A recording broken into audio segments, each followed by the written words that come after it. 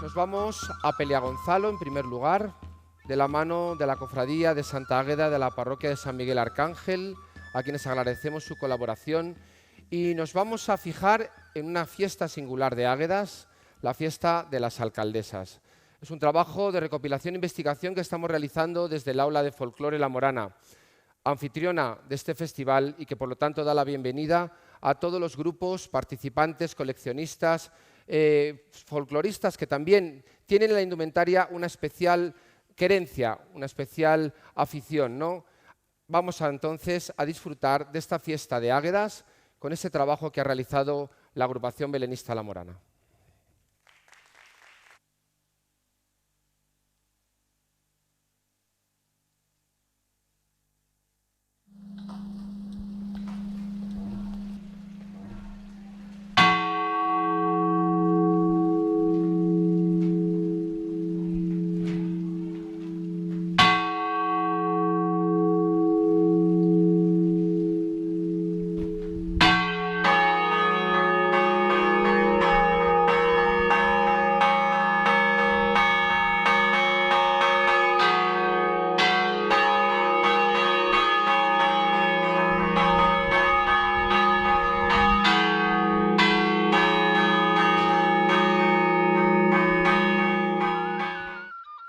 La fiesta es el momento en el que la rueda del tiempo se detiene, cesa la rutina del trabajo y se suceden los elementos festivos del individuo y su comunidad, vertebrando el contexto en el que se lucen unas galas apropiadas, si acaso únicas, para esa determinada ocasión.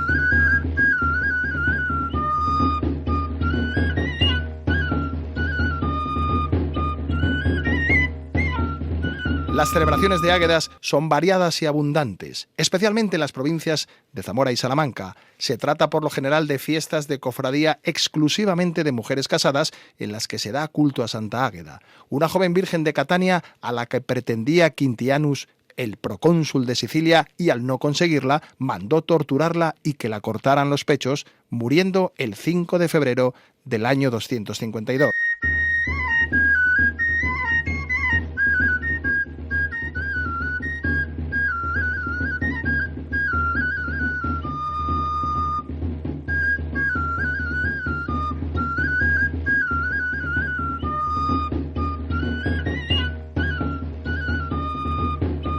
Las Águedas, con sus cantos y bailes, toman este día las calles de numerosos pueblos y ciudades, siendo el único del año en el que los hombres antaño aguantaban las bromas y las chanzas propias de la jornada. Hoy asistimos al peligroso resurgir del fenómeno aguedero que supera el ámbito de la tradición, convirtiéndose en excusa para reivindicar ciertos localismos, exhibiendo toda suerte de atuendos inventados.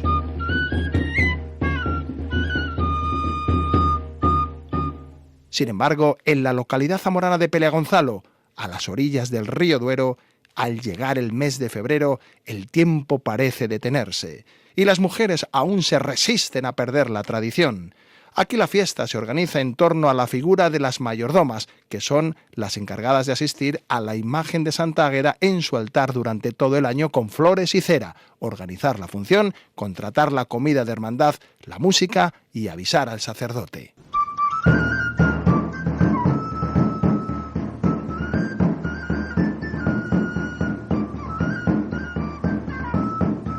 El desarrollo de la fiesta ha cambiado notablemente desde que se decidió crear la cofradía para asumir los gastos de forma colectiva, siendo antiguamente las propias mayordomas las que asumían personalmente el coste del convite que se celebraba en su propia casa. La elección de mayordomas tenía lugar el mismo día de la fiesta, ya que era el sacerdote el que, al terminar la misa en pleno altar mayor, echaba para la Santa Águeda a fulanita y a menganita, con la sola condición de estar casadas y vivir en el pueblo.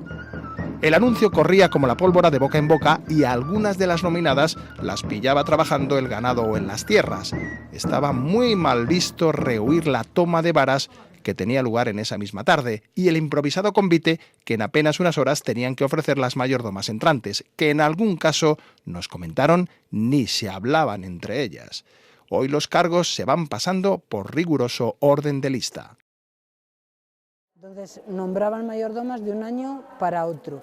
nunca se avisaba. Siempre el día de Santa Águeda, cuando se hacía la fiesta, porque se hacía el mismo día de la Santa, la gente iba a misa y el señor cura decía los nombres de las mayordomas del año siguiente. Y cuando se salía de la iglesia se iba a casa de esas personas para decirle que tenían que hacer la fiesta. Y tenían que preparar todo deprisa y corriendo. Entonces, ¿qué pasaba? Que claro, en el pueblo había tiendas y lo único que tenían era, pues lo que decimos, las magdalenas, los bollos blancos y las pastas, que es la tradición que tenemos aquí de dar eso en Santa Águeda. Me echaron de Santa Águeda, como acostumbraban a hacer de unas a otras sin decirle nada. Y yo decía, pues eso está mal, porque yo vine de otro pueblo y decía yo, pues eso está mal, puesto que debían de avisar, porque no tenemos dulces, no se puede invitar a las personas a que vengan. Después la hicimos pues a nuestra manera, ya, pero sin música y nada, paseando las calles de un lado a otro y dijeron, vamos, han hecho una Santa Águeda que parece un funeral. La mayordoma grande porta siempre la vara más antigua y elige 2 alcaldesas, mientras que la mayordoma pequeña llevará la vara más moderna y solo elegirá una alcaldesa. Las varas de mayordomía o insignias de mando y las varas de ramas de negrillo se portan llevando un pañuelo blanco en la mano para evitar tocarlas directamente como señal de respeto y devoción.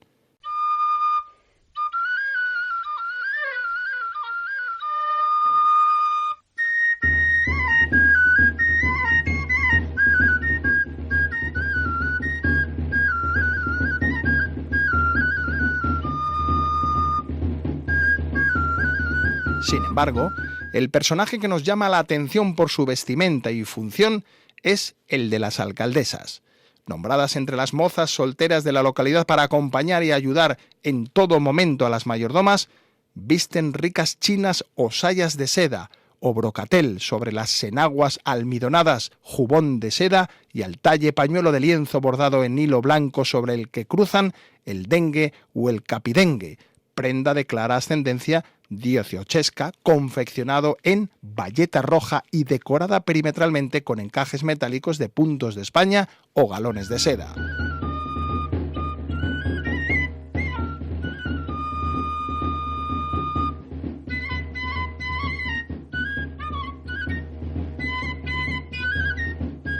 Se recogen el pelo en una larga trenza que adornan en su final con una generosa colonia de seda y se cubren con pañuelo de seda anudado a la barbilla, sobre el que colocan el sombrero de alcaldesa.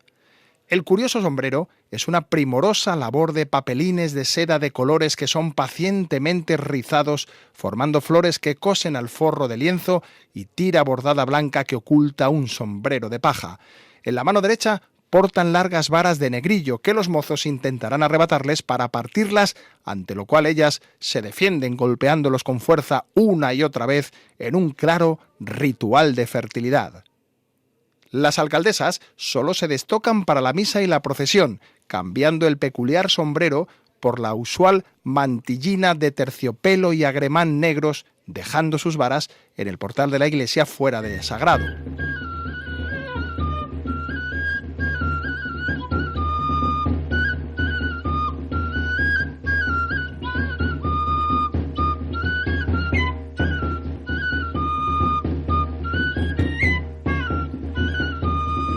La víspera de la fiesta se reserva para los preparativos en la iglesia.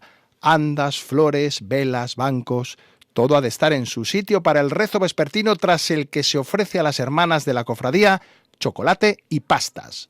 El día de Santa Águeda, la función principal se articula por la mañana en torno a la celebración de la Eucaristía. La procesión por las calles del pueblo y por la tarde, tras la comida de hermandad, tiene lugar el rosario, donde se efectúa el cambio de varas, siguiendo el tradicional ritual de entrantes y salientes y el posterior baile con el convite de dulces y vino. Cuando iban las alcaldesas y todas esas cosas, iban a tirar de ellas. Y cuando le iban a quitar la vara, un año que nevó, a una hermana de Viviana además, pues era alcaldesa, y la revolcó en la nieve. Dice, me pegó un palo en la espalda, dice, pero la agarré y la revolcó. pero como eso muchas veces, porque entonces ahora ya los chavales y eso está muy mirado, y oye, ten cuidado, no le des fuerte, bueno, pero entonces se iban a pillar, y de estar una cuadrilla de mozos contra una pared y pasar la alcaldesa y a Rodión, que se dice, con la vara ras, por toda la pared y salir todos corriendo, eso yo lo he vivido cuando era pequeña. El protocolo del vestir para los días de la fiesta hoy apenas se mantiene, desdibujado en la pervivencia de todas estas manifestaciones de la religiosidad popular que se extinguen lentamente de la mano del brutal proceso de despoblación que sufren nuestros pueblos. Apenas si nos quedan los testimonios de las águedas más veteranas y algunas fotografías antiguas para llegar a imaginar cómo sería la estampa a mediados del siglo XIX. Pues solemos llevar el vestido negro largo y el mantón de Manila por encima. Y la mantilla, cuando entramos a la iglesia nos colocamos la mantilla, y para salir de la procesión también con la mantilla. Y después al día siguiente, el domingo, venimos a misa y nos ponemos el traje que es como tipo charra, pero que es típico de aquí del pueblo, está hecho por aquí, nos lo hacemos nosotras. Pues ellas llevan la enagua para que después el manteo que llevan, para que le quede volumen, y llevan después una jubona de seda y un pañuelo blanco bordado también, que se pone debajo, porque encima va el dengue, que nosotros lo llamamos dengue, que vosotros le dais otro nombre, pero nosotros es el dengue. Y después en la cabeza llevan un pañuelo atado al cuello y encima llevan este sombrero. El día de la fiesta a la misa y procesión se asistía de traje negro de época, buen pañuelo de ramo o de Manila y pañuelo de seda anudado a la barbilla y mantilla de rocador a la cabeza. Las alcaldesas y el tamborilero recogen en sus casas a las mayordomas para dirigirse a la iglesia y luego acompañarlas de vuelta. Ya por la tarde, para el rosario y el baile, se sacaban las sayas de tirana verde, confeccionadas en paño encarnado, con sobrepuestos de cinta de seda en colores blancos o amarillos, formando los clásicos dientes tan utilizados en el siglo XVIII.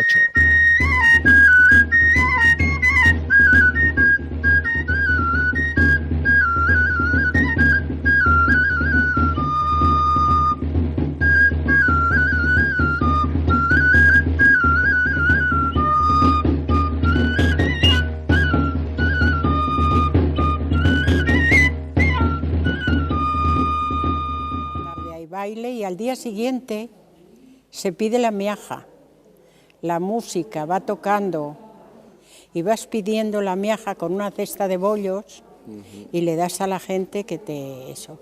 Y vamos cantando canciones que hay de eso. Compraste unas zapatillas con intención de casarte. Rompiste esas y otras y tú al fin no se casaste. Chiquitita me crió mi madre, chiquitita pero resalada. Chiquitita me crió mi madre, como la cereza soy decolorada.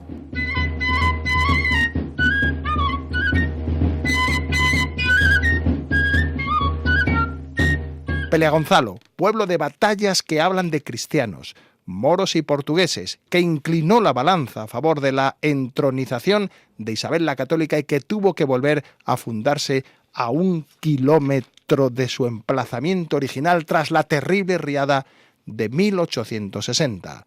Hoy lucha por la pervivencia de sus tradiciones en el incierto paisaje de nuestro futuro. ¿Qué quieres? ¿Una jota ya queda? Eso es.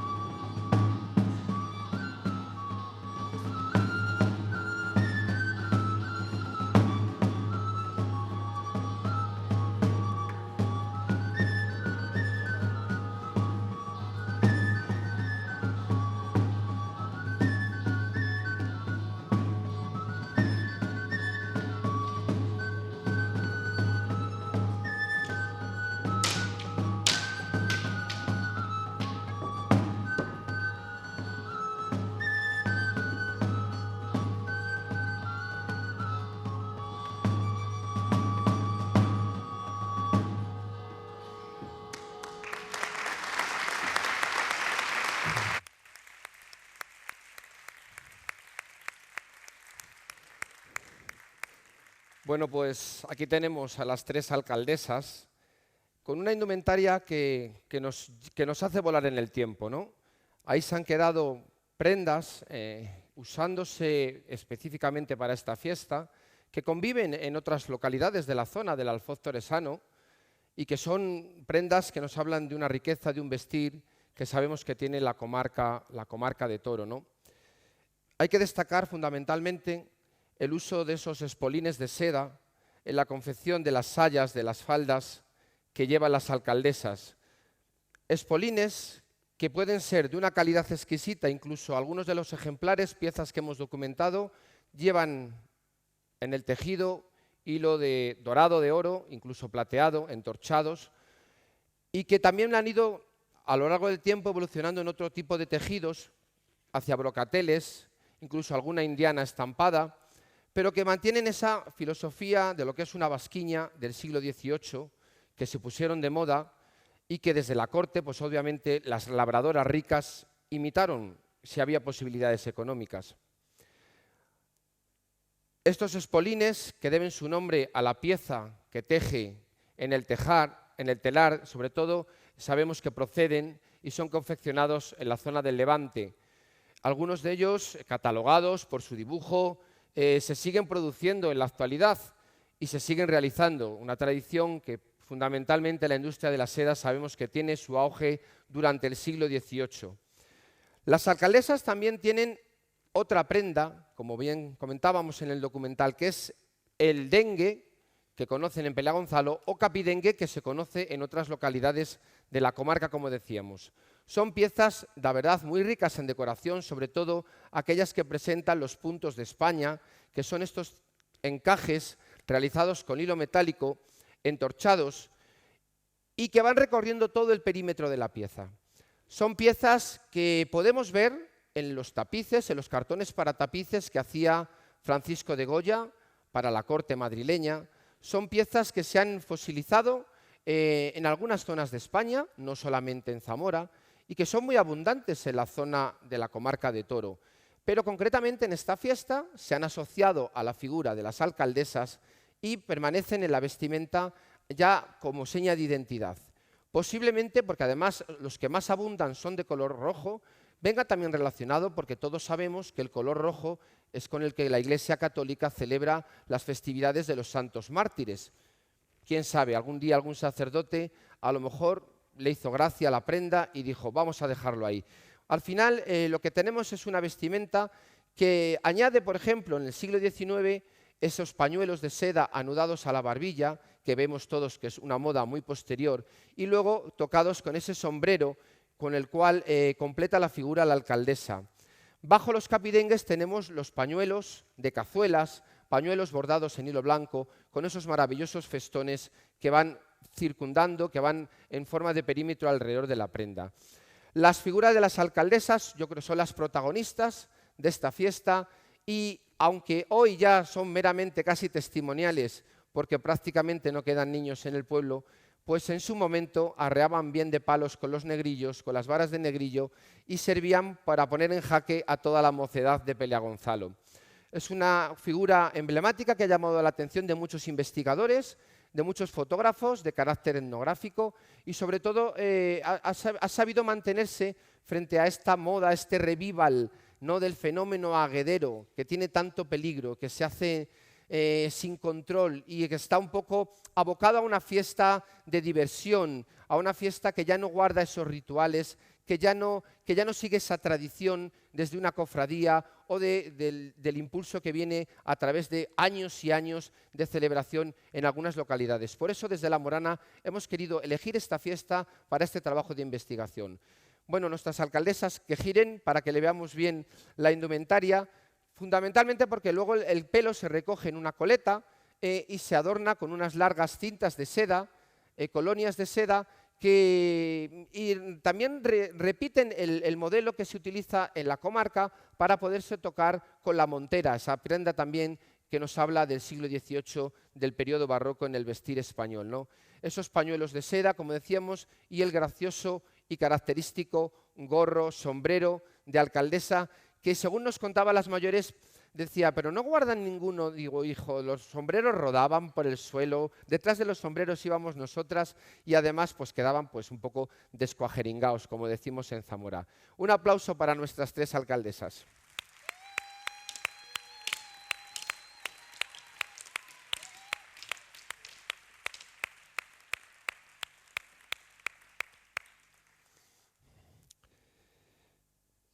El fenómeno aguedero, como decimos ahora, se está desprendiendo de todos esos ricos matices, de esa autenticidad, ¿no? Pero si investigando, escarbando un poquito, nos contaban ese protocolo que había en el vestir dentro de la festividad en Peleagonzalo.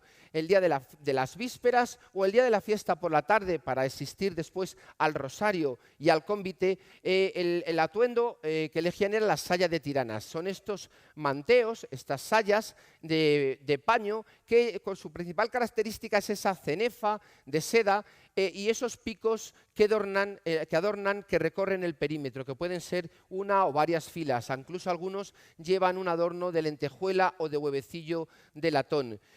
Fundamentalmente la saya lo que hace es tener una mayor comodidad, que no ese vestido de época que llevan las mayordomas y que habréis visto que tenemos en la exposición y que es un poco más rígido, más encorsetado y con el cual pues prácticamente no te puedes mover y no puedes bailar. Luego también es un aspecto funcional el elegir este tipo de indumentarias.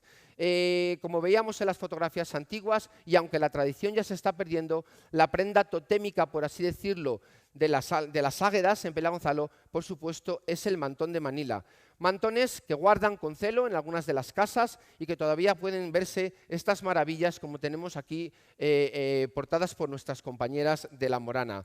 Luego, sobre la cabeza, el pañuelo atado a la barbilla y las mantillas de rocador no pueden faltar, componiendo la imagen, que sería pues para salir al rosario. Si nos quitáramos las mantillas, Lola, Carolina.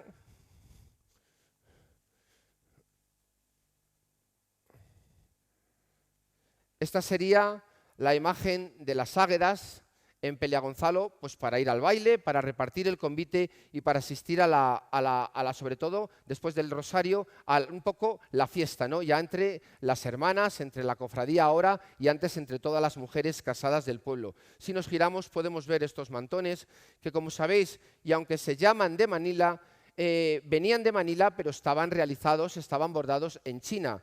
Los chinos se dieron cuenta rápidamente que los españoles éramos ávidos compradores de todo este tipo de objetos suntuarios para la decoración y adorno de la mujer. Y vieron ahí un filón que no dudaron en aprovechar. Han llegado durante más de 2 siglos estos mantones por las rutas comerciales que tenía la corona española con la colonia de Filipinas. Y en ellos vemos un derroche y un despliegue de bordados que, si nos fijamos, varían en cantidad y en situación dentro del mantón. Dependiendo de esa situación, de esa cantidad, del desarrollo de los dibujos, podemos datar estos mantones y asegurarnos un poco más o menos la época de su procedencia. Muchísimas gracias a las águedas con manteo de Tirana.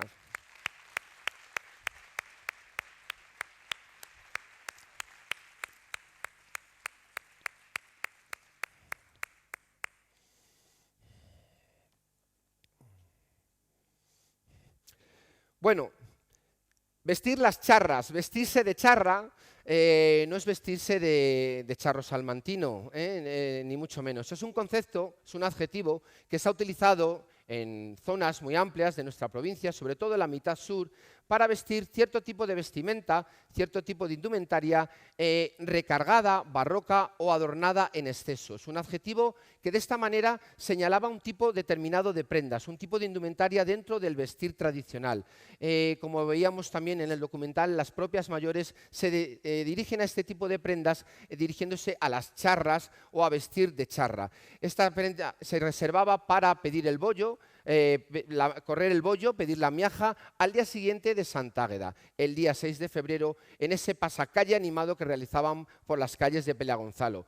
Volvemos a ver aquí una magnífica colección de mantones que generosamente han venido hoy cuidadosamente enrollados desde Peleagonzalo para poder lucirse en esta pasarela, en este trabajo que presenta esta tarde La Morana aquí.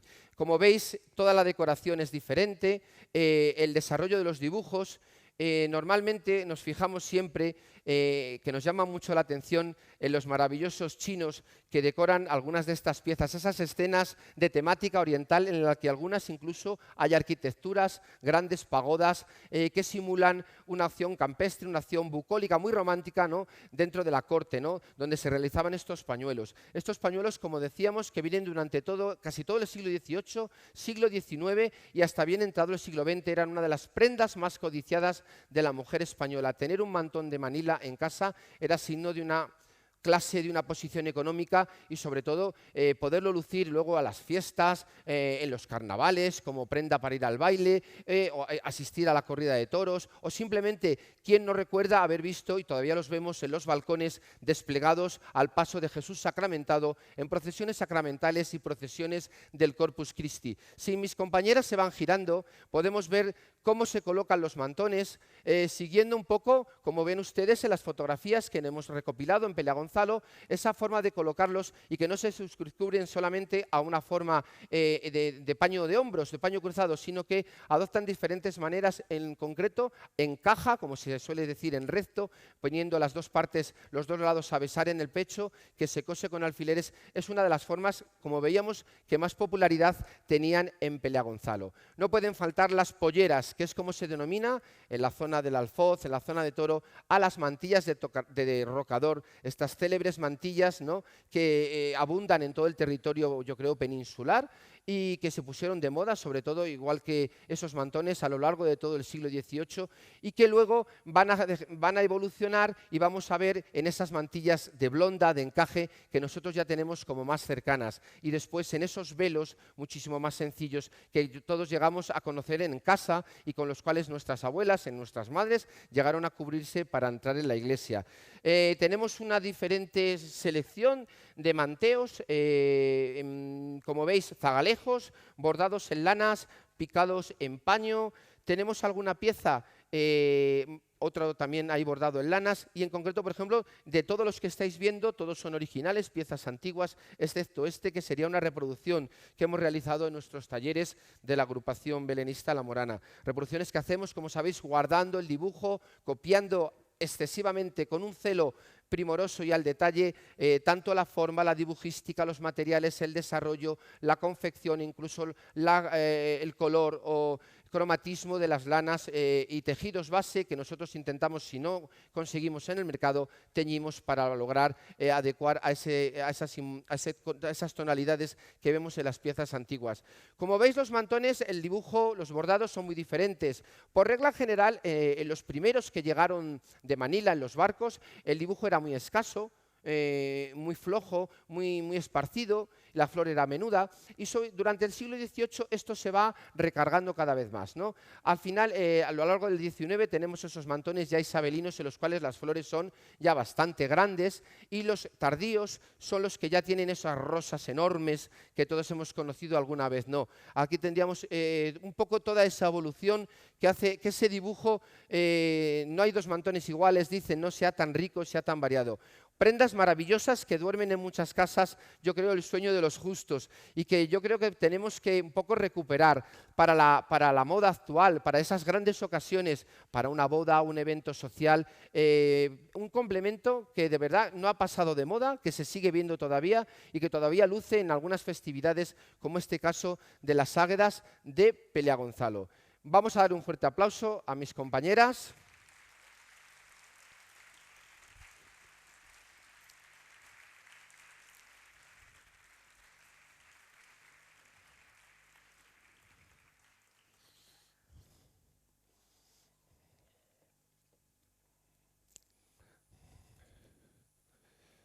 La indumentaria masculina, al igual que la femenina, no podemos decir que sea más discreta, menos rica. Al contrario, todas las piezas testigo que abundan, que son de una calidad y sobre todo se conservan en bastante buen estado en esta zona de nuestra provincia, hablan de una riqueza, de un pasado que tuvo que ser esplendoroso. Sobre todo y fundamentalmente sabemos que el hombre, a pesar de reservar solamente el chaleco o la faja como zona con más cromatismo, con más decoración, siempre ha sido también, guarda su coquetería, ¿no? Propia también de la galanura del varón, ¿no? Y reserva también ciertas partes del traje para resaltar, ¿no? Y para componer, adornar y poner la gala, sobre todo en algunas festividades. Hoy hablábamos de una fiesta de Águedas, lógicamente vamos a darle un repaso de refilón a lo que sería la indumentaria del balón, que en este caso los hombres prácticamente el único papel es asistir al baile a veces y sobre todo intentar romper esa vara de negrillo de las alcaldesas antes de que termine el día de la fiesta, ¿no? Como veis, tenemos chalecos de seda labrada, de terciopelo labrado, tenemos otro también de seda brochada, tenemos esa moda, esa costumbre de utilizar el pañuelo que acabamos de ver, esos pañuelos como faja para enrollando, dejar caer esos flecos, el flocaje sobre los muslos a un lateral o del frente. Tenemos también en los detalles, por ejemplo, un pañuelo de seda, un monedero que asoma y que deja ver esas borlas o esa boca realizada en hilo de aguja. Son detalles muy pequeños, pero que aportan el punto y sobre todo dan ese carácter festivo o de gala a una indumentaria que prácticamente no variaba entre lo que era el diario y lo que era el día de fiesta. La figura, la estampa de la indumentaria tradicional del hombre prácticamente en todos nuestros territorios es esa estampa de calzón, braga negro, chaleco, chaqueta oscura prácticamente negra también, y varía muy poquito prácticamente las características y sobre todo las peculiaridades de una zona u otra. Fijaros también el tema de los tocados, cómo se usa el pañuelo bajo el tocado, que puede ser sombrero de ala o podemos estar viendo también el uso y tenemos también documentado el uso de la gorrilla charra, que sabéis que es común a todas las comarcas de la zona sur de nuestra provincia de Zamora. Hemos reservado también esta indumentaria del hombre en la exposición, lo habéis podido ver, para la figura del tamborilero. Era el maestro de ceremonias, era la persona que dirigía prácticamente la fiesta, que iba a buscar a las alcaldesas, que luego se dirigían a buscar a las mayordomas, así sucesivamente a llegar a la iglesia, salir la procesión, el toque de alzar en la Eucaristía. Era un poco el que marcaba los tiempos, los compases. Sería un poco el maestro de ceremonia, como decíamos, y el tamborilero era un poco el protagonista masculino de una fiesta femenina por excelencia. Nuestra actividad como asociación belenista, como aula de folclore, va enfocada siempre a recuperar, en poner en valor, a por lo menos dar a conocer estos matices, esta riqueza que tenemos en la provincia de Zamora y en este Festival de Indumentaria que promovemos, que organizamos y que coordinamos, pues no podemos dejar de dar siempre esa pincelada sobre la riqueza y variedad de nuestra provincia zamorana. Esperamos que este trabajo que ha realizado La Morana en esta ocasión con el tema de las águedas os haya gustado. Yo quiero agradecerle especialmente, antes de que esto termine, a todas las personas de Pelagonzalo, especialmente a los miembros de la Cofradía de Santa Águeda, por supuesto a la parroquia, a Bernardo, que con celo y con mimo guardan y vigilan para que esta fiesta no decaiga, si puede ser que se mejore y que se aumente, a todas las personas que nos han dejado la ropa y que han hecho que vosotros podáis disfrutar, por lo menos soñar cómo era la fiesta de Santa Águeda pues a mediados del siglo XIX y con esa compostura y esa galanura que sabemos a tenor de la documentación y de las piezas testigo que hemos encontrado que se realizaba. Muchísimas gracias por su atención y su presencia en nombre de todo el aula de folclore La Morana, de la Asociación Belenista La Morana y de mis compañeros que han puesto en escena una fiesta singular de águedas en la provincia de Zamora, la fiesta de las alcaldesas de Pelagonzalo.